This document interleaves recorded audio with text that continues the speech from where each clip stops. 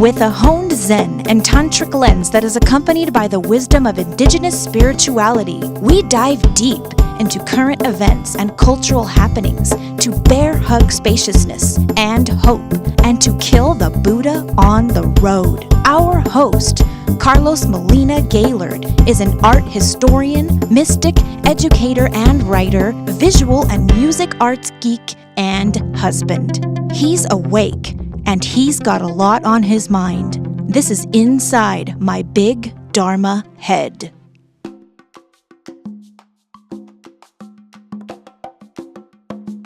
Hi, welcome to the show. So glad you're with us. If you like the program and don't want to miss an episode, please don't forget to subscribe. Also, please take a moment to leave feedback in the comments area from wherever you are downloading or listening to this podcast. It really does help spread awareness of our program. So thank you all in advance. And to all my Dharma teachers and friends, thank you so much for your light and wisdom. You make this possible. So, I know that every one of you listening right now knows that education, especially spiritual learning, changes lives.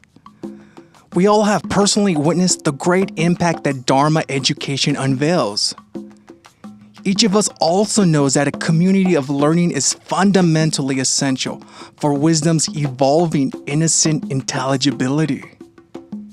Without this fundamental community or space, one's innate brilliancy struggles to be lifted to new frontiers. So, even if you're completely self-taught in whatever expertise you have, you're still riding on the learning waves of others that came before you, who in deep community ushered tremendous insight and progress. There's this very much alive notion in Dharma learning of the solitary learner, who without any community or possessions whatsoever mastered peace of mind and peace of living. It's an incomplete story. The learner was wisely helped at every single moment of their journey. The air gave freely to their lungs. The sun gave wholeheartedly to their sight for steady walks to the river for nourishment. A Buddha ancestor traveling out of Kashmir died of dysentery so that the Dharma seed could be passed on. And we also have the invisible community of sages who in the spirit or essence only freely offers direct wisdom interfacing for Dharma wisdom learning excellence. This real and living community of learning is the true regal power of our living Dharma. Its interwovenness makes your learning possible. You are never turned away. This is the how of how a student with literally absolutely nothing learns Dharma.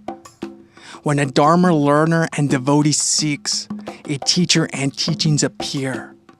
This is the pristine and natural nature of Dharma. I don't do healing yoga classes. I don't do transformative extensive retreats. I don't do recently published Dharma books. My Dharma don't go on and on. This extensive spiritual to-do list for deeply profound spiritual maturity is literally out of my reach because of the expensive Dharma business practice we wholeheartedly practice today. Seriously, is this the way it's got to be? Poor is a 4-letter word in some circles of our Dharma community today. This revelation still shocks me when I think about it, and it deeply breaks my heart. And in truth, I am that 4-letter word. So many doors of spiritual growth are literally closed off to me. This is the unshakable reality for many of us. And this truth is not glamorous as it is sometimes portrayed, like in the example of the Dharma learner, who with seemingly absolutely nothing conquers ignorance. A few years ago, I left one of the best Dharma learning communities I have ever experienced because I didn't have the means to pay for teachings. I was pressured to give into the practice of paying a lot of money for Dharma. And since I didn't have the means, I was shown the door. but not before I was portioned by the teachers and leaders of that Sangha. The Dharma movement of spiritual development as a human right and not as a privilege is alive today, and it's catching on. Many educators, yoga teachers, Reiki healers, Dharma teachers, and so on are dropping the velvet rope in favor of super creative alternatives. They deeply and fundamentally understand that an economically disadvantaged person should not have to pass a velvet rope to enter into the sanctity of Dharma learning and awakening. And for many of us, it simply does not matter that the practice of high-priced Dharma is seemingly the default reality. We consciously work and strive for inclusivity and equality in our Dharma community. Many of us also consciously are working to stop the cruel judgment inflicted on the poor who attend Dharma learning for free or low cost in our communities. A hungry learner is never turned away because this is the pristine and natural nature of Dharma. It's also understood that free to no cost or even fair trade spiritual development is a very difficult position in today's local and global economies. But for many of us, we willingly march on despite the adversity. We are able to offer these community teachings to our communities because we are tenderly connected to the blossoming sacred grace of basic and universal goodness. This is the how and why we wholeheartedly offer all learners opportunity, regardless of their background or makeup. And again, it's also understood that every community's situation is different. There's no one-size-fits-all master plan to transform the ills of poverty. However, when basic and universal goodwill dawns in the heart, we see that this work exists for something more than just strict commodity. This work and practice is for uniting each and all into the wisdom heart.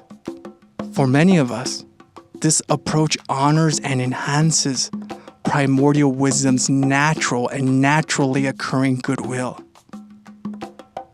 Friends, this is the way Dharma education is meant to be. This is all our vow.